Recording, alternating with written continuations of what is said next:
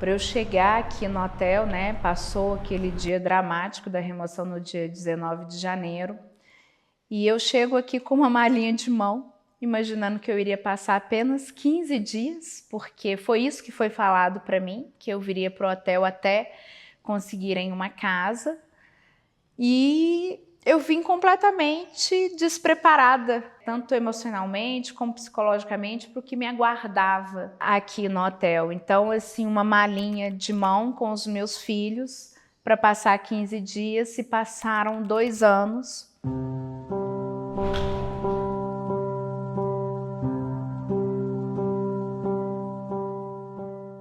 A Vila Samarco, para mim, era um paraíso, sabe? Acordar naquele ambiente, viver com aquelas pessoas, era algo que eu desejei e eu conquistei. E, de repente, chega essa notícia, né, depois de 17 anos já ali na vila, de que realmente aquele sonho ia acabar. Então a minha remoção ocorreu no dia 19 de janeiro, né, de 2022. Foi um momento de trauma. Eu tenho flashes na minha cabeça. A minha rua ficou tomada de carros. Polícia Civil, Defesa Civil, Vale, caminhão-baú. Inúmeras pessoas, eu dando autorização para eles entrarem na minha casa com a ordem judicial. Eu sei que no momento que eu terminei de assinar esses papéis, eles já tinham embalado tudo, eu não tive como separar absolutamente nada. Foi desumano, né, toda essa remoção que aconteceu na minha casa.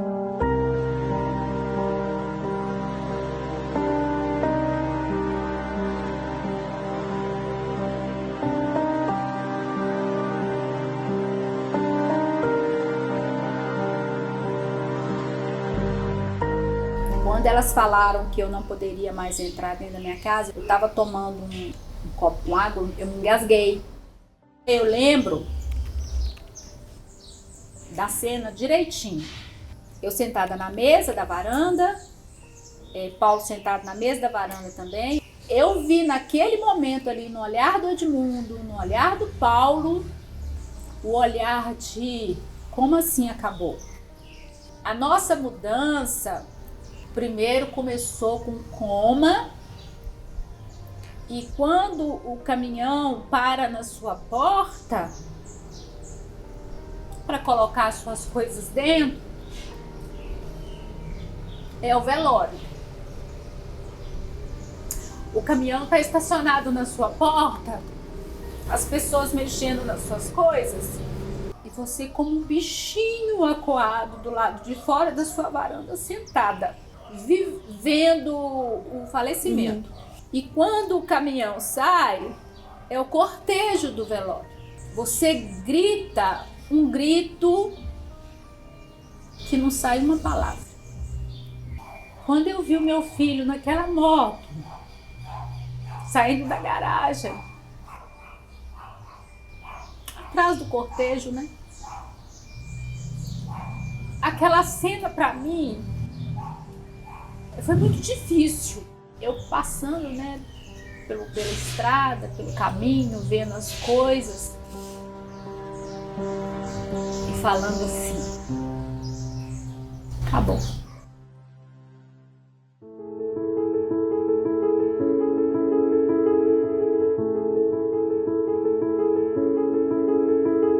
Sou moradora aqui há mais de 30 anos, né? Até chegar ao ponto de 2020 ser removida. Aí chegou um casal da equipe da Vale conversar comigo. Que a senhora está sabendo, Nazélia, que você vai ter que ser removida, tal. Quando eu só vi que o caminhão já estava aqui na minha porta e subiu aquele povo tudo uniformizado para desmontar meus móveis. Então, até que meu filho teve que vir para poder comprar roupa para mim também, tudo, foi muito, muito difícil, gente. Eu falo, eu não fui removida, eu fui arrancada da minha casa pelo jeito que eles fizeram comigo. Zona de autossalvamento é um conceito que surge após o rompimento da barragem de Brumadinho e aí um projeto de lei de iniciativa popular de 2016, que veio motivado justamente pelo outro rompimento da barragem de Xingu e Mariana, e aí surge esse conceito, que é uma zona onde as pessoas que ali moram, a jusante de barragens de rejeito, não tem como se salvar ou serem salvas por agentes públicos. Então não dá tempo de chegar bombeiro, de chegar ambulância, de chegar a polícia. Então, em caso de rompimento da barragem, a pessoa tem que se salvar por meios próprios. A medida dessa zona ela é estabelecida em termos de distância até o barramento, então é 10 quilômetros do barramento, ou até 30 minutos da chegada do rejeito, o que for menor. Então, se a lama chega em 30 minutos antes de 10 quilômetros, se em 30 minutos ela chega a 8 quilômetros, então a ZAS vai até 8 quilômetros de distância da barragem. Se ela chega depois de 10 quilômetros, então a ZAS tem um raio de 10 quilômetros. A definição objetiva dessa zona de autossalvamento, ela depende de uma outra categoria, que é a mancha de inundação. Então, você define as ZAS em cima da região onde supostamente o rejeito vai chegar. E isso é feito através de estudos computacionais, através de simulações computacionais que avaliam a hidrografia do local, que avaliam o relevo, e aí se estima, que caminho que esse rejeito vai tomar para então se definir a zona de autossalvamento. Bom, são modelos matemáticos geridos por humanos dentro das empresas de mineração. Em Antônio Pereira, por exemplo, a gente tem situações para além do absurdo de existir ZAS, de um empreendedor poder fazer uma barragem e colocar as pessoas que ali viviam dentro dessa zona de autossalvamento. A gente tem manchas de inundação, por exemplo, que a lama vai até a metade de uma rua, a gente está falando da largura, não do comprimento, mas não vai até a outra metade, de modo que casas de um lado da rua ficam dentro da mancha de inundação e casas do outro lado da rua ficam fora. Mancha que faz ângulo reto numa esquina. São alguns exemplos de como essas medidas elas são de acordo com o interesse que está por trás das ZAS, que está por trás disso que a gente chama de lama invisível, que é o terror provocado por barragens não rompidas depois do desastre de Brumadinho. A partir da instituição da PNAB, que é a Política Nacional dos Atingidos por Barragem, a gente tem a previsão de que todas as pessoas que sofrem algum impacto da mineração e tem uma barragem no território são consideradas pessoas atingidas.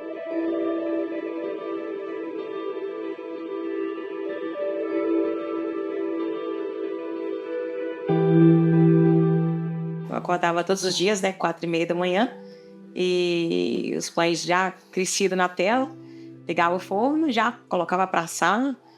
Amei muito trabalhar naquela época com pães. Só que aconteceu, um imprevisto, a gente não esperava.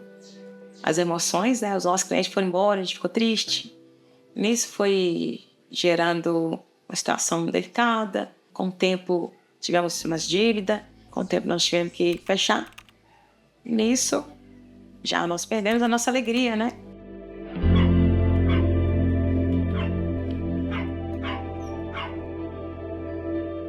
Mas quando veio a emoção, veio aquele choque. né? Eu fiquei em estado de nervo, choque. Falei, nossa, meu Deus, eu ficava, sabe, perdia muita mercadoria. Por fim, no final, dava para os outros, porque não tinha para quem vender. Pão recheado, pão doce, várias qualidades de pão. E a gente não tinha outro jeito. Aí, por fim, a gente não aguentou mais. Foi aquele desespero, aquele não dormir mais bem devido a essas condições, né, que as emoções proporcionou à nossa vida.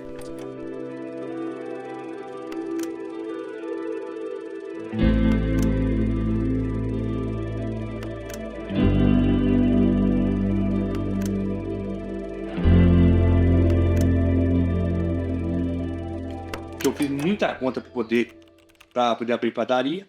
Quando fechou, que eu até passei mal de escada, que o coração começou a disparar, começou a suar, me deu vontade de banheiro, esse negócio.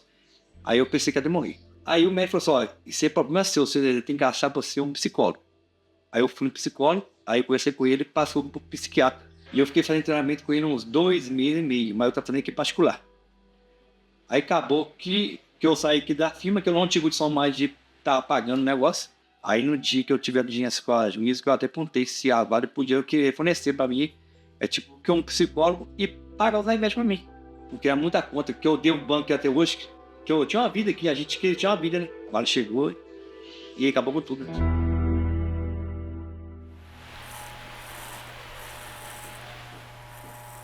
Opa!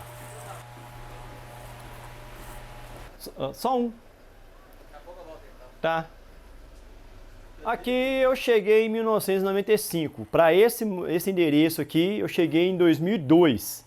E a barbearia aqui, eu tenho ela desde 2007, nesse exato endereço. Uai, o movimento aqui era bem movimentado. A renda era ótima. Nós tínhamos, além da renda, mais segurança também para trabalhar. Eu chegava a fechar essa barbearia aqui, eram umas 9 horas da noite. Agora, 6, 7 e pouco, já não tem clientes mais. Eu não fui removido, mas com certeza, sem sombra de dúvida, eu fui prejudicado. E muito prejudicado.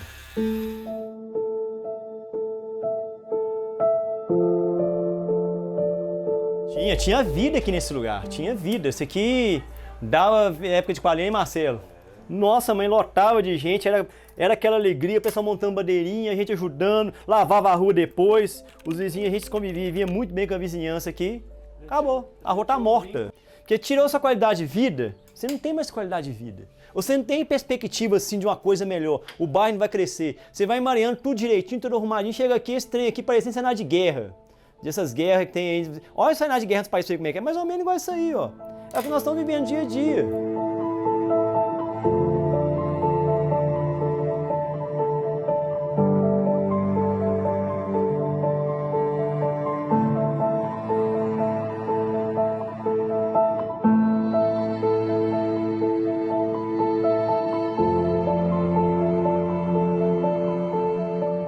Minha vida foi 34 anos morando aqui, ó. Acabou. Tá essa rua fantasma que eu apelidei aqui. Mas a minha saudade aqui, ó. Eu vivi minha vida inteira aqui, ó. Inteirinha.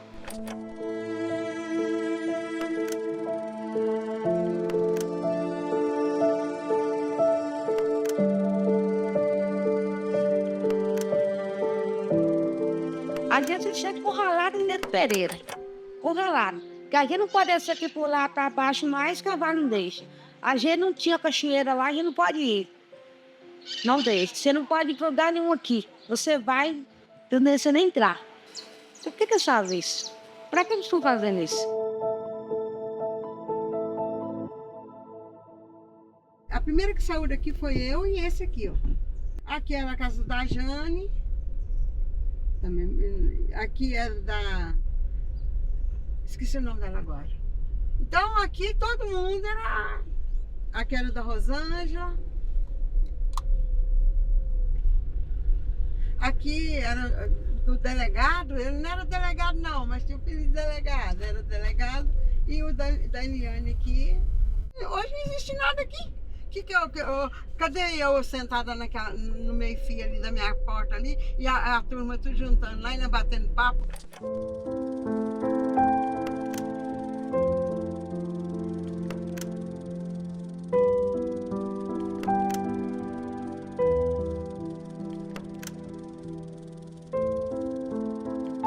Eu fiquei chateada demais, que eu vi que eles roubaram a minha instalação da minha casa toda. Então, eu já tenho ainda, não sei nem se tem, porque não tem como eu entrar aqui, olha como é que entra. Ficou aqui meu lavatório, que eu lavava cabelo das minhas clientes. Ficou aqui a minha cama de depilação. Não era nova não, mas era minha, eu comprei com meu dinheiro.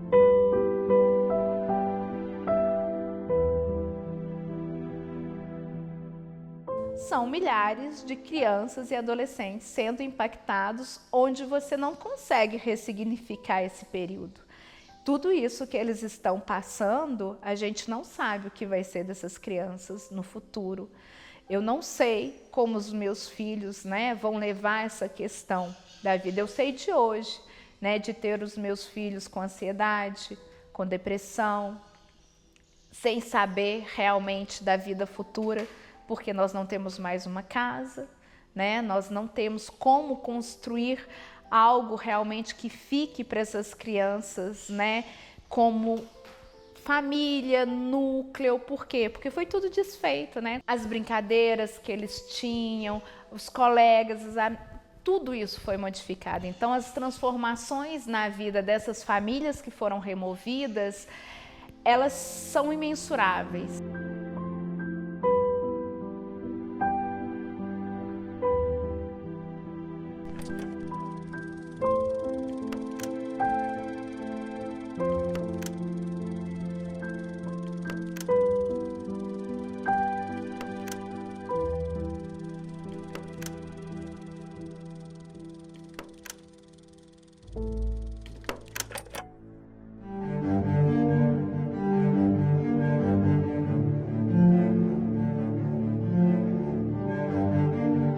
A mineração começa em Minas Gerais no mesmo período que as bandeiras do Brasil Império avançam sobre o interior do país. E é formalizado, institucionalizado uma data com 1696, então no final do século XVII, quando foram instaladas as primeiras estruturas administrativas do Estado para regular a atividade minerária aqui na região. A formação do Estado veio bem depois, mas ela nasce aqui na região dos Inconfidentes pelo conhecimento que eles tiveram através das descobertas de ouro, principalmente no primeiro período.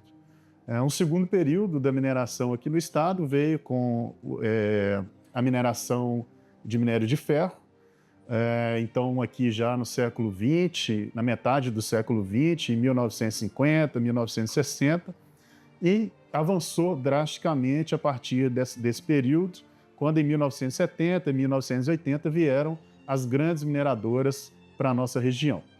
Então essas pessoas ocuparam o território muito antes dessas empresas que hoje disputam com essas comunidades o território e as terras, e os impactos são os mais diversos possíveis, né? Nós temos impacto na saúde das pessoas, nós temos uma rotatividade muito grande de trabalhadores aqui na região, então as pessoas vêm para a região para trabalhar na indústria mineral e muitas vezes elas perdem o emprego ou é um emprego temporário e elas não conseguem voltar para suas casas. Nós temos também os impactos à fauna, à flora da região, porque a indústria extrativa mineral ela avança sobre matas, sobre animais que ainda não tinham sido impactados por essa atividade. Hoje nós temos um território com uma área bastante significativa ocupada pela indústria mineral. Mesmo não sofrendo com a remoção forçada, as pessoas de Antônio Pereira sofrem outros impactos da barragem, seja a poluição, seja a falta de acesso a uma água de qualidade, seja uma perda de renda em cadeia, ou seja, o impacto da barragem ela não se limita a você ser retirado do território. As pessoas que continuam no território, elas continuam com diversos danos que são reiteradamente violados pelo empreendimento, né, e pela Vale, no caso.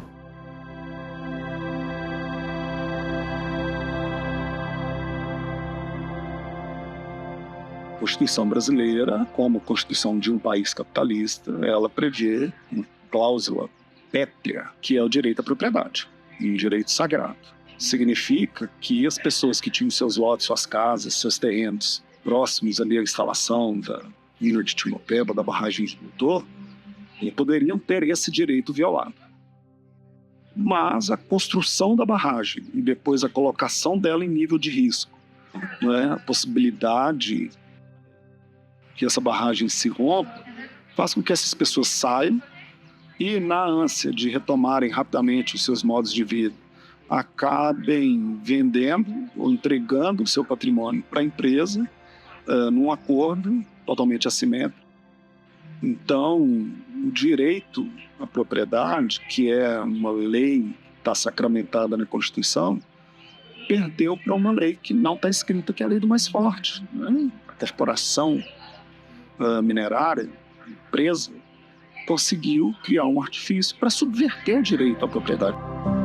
As pessoas perderam muitos direitos, perderam principalmente o direito à moradia, mas perderam o direito a tudo que elas construíram naquele território, que é muito mais do que só a moradia. Elas não escolheram serem removidas, elas não escolheram mudar para um outro lugar.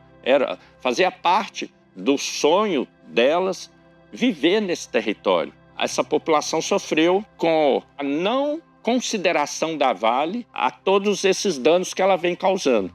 Ela tenta buscar soluções onde que ela, o tempo inteiro, ela nega os próprios danos que ela faz no território. E buscando soluções de paliativas, de fazendo uma obra por aqui, acordos com a comunidade, acordos políticos, mas que esses não representam a devida reparação de todo o dano. Esse processo está sendo discutido, esse é o papel do Instituto Guaicuí, de ampliar a discussão, fazer com que a comunidade se fortaleça para encarar melhor esse processo, que é um processo que vai demorar também, não é um processo que vai ser resolvido rapidamente. Então, assim, cada vez mais as comunidades elas têm que se fortalecer para fazer o enfrentamento a essa situação.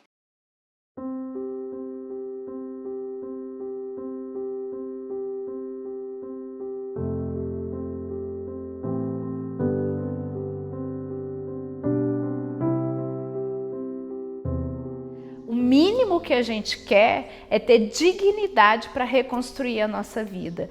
E esse impacto que a gente escuta, né, de forma muito negativa, de que nós vamos ganhar dinheiro, é preciso frisar muito isso, não tem dinheiro que pague todas as violações de direitos que nós passamos. Não existe uma reparação realmente integral de vida. Nós vamos ter que ir lá para frente saber como vamos lidar, né, com esse futuro aí que é incerto. Hoje a gente não sabe, é o que eu falo, eu não sei o dia de amanhã.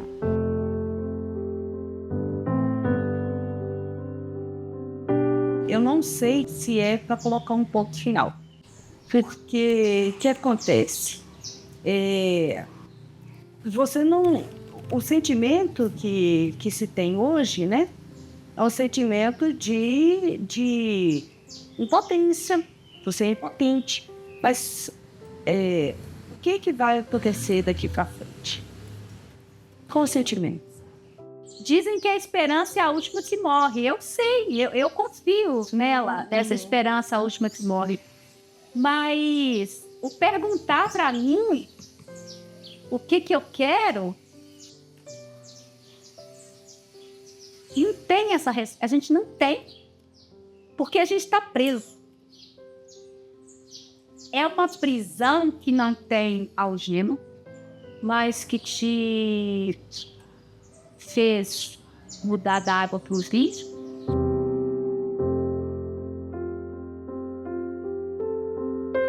Minha esperança está em Deus. Só naquele ensino.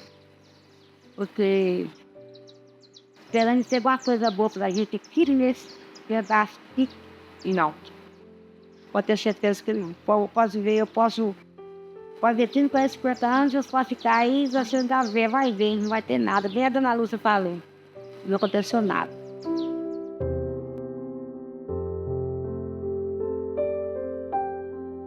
Conquistar minha estabilidade de novo, renovada. Esse é o meu sonho. Tanto para mim quanto para meus filhos. Eu queria ter uma vida digna, dar para eles o merecido, né? Que é o sonho nosso. Se a Vale pagasse só o nosso prejuízo, entendeu? Não tô pedindo nada demais pra Vale. Ah, não, que eu quero futuro, que eu quero ficar melhorado. Quer não, quer que a Vale chegue aqui, ó, eu vou te pagar só o que você tomou prejuízo. Você tem prova? Tá aqui, ó. Entendeu? Não quer que a Vale me pague uma bala a mais, 1 centavo a mais, entendeu? Porque o que é dela é dela. O meu é meu.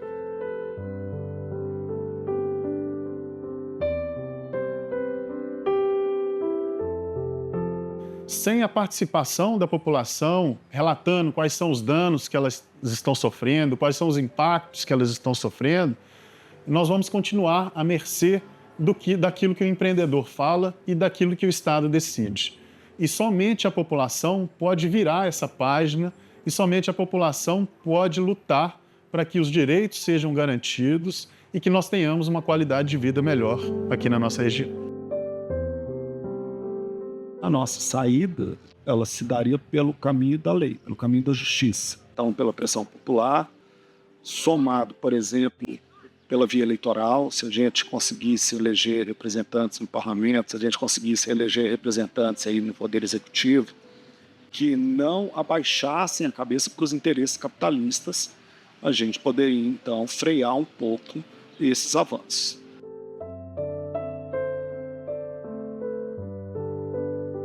Eu falava sempre para minha mãe e para minha avó que eu queria comprar Vale para que ela não fizesse mal para mais ninguém.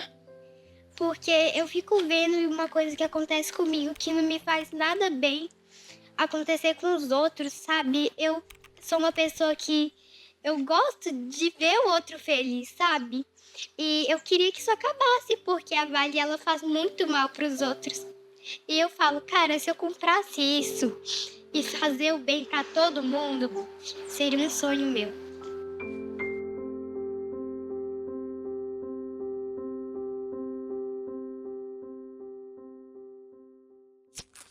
Após mais de 2 anos de sua remoção, Ana Carla Cota e sua família continuam morando no quarto de hotel, aguardando que a Vale faça sua mudança para uma moradia temporária ou efetue a indenização pela remoção e danos sofridos.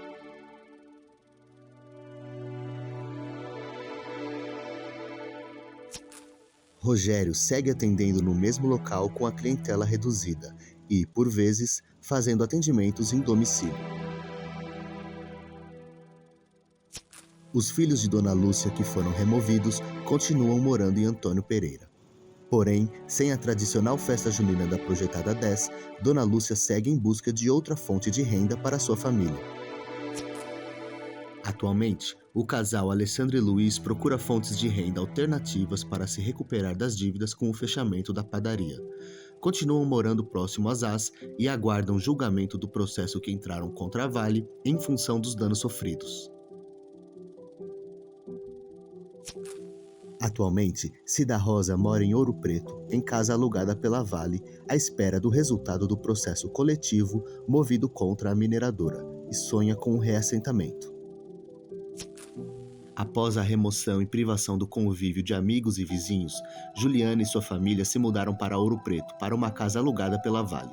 Porém, não houve adaptação. O acordo com a mineradora ocorreu em 2023. Dona Zélia mora com o filho em Mariana, em apartamento alugado pela Vale.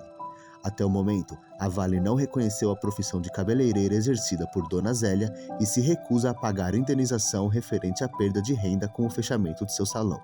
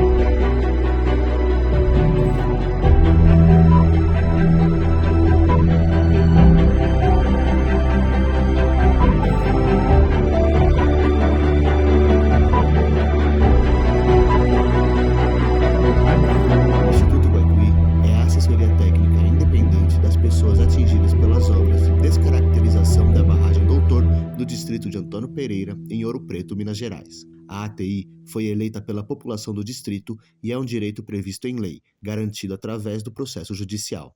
Gravado em Ouro Preto e Mariana, Minas Gerais, em 2024.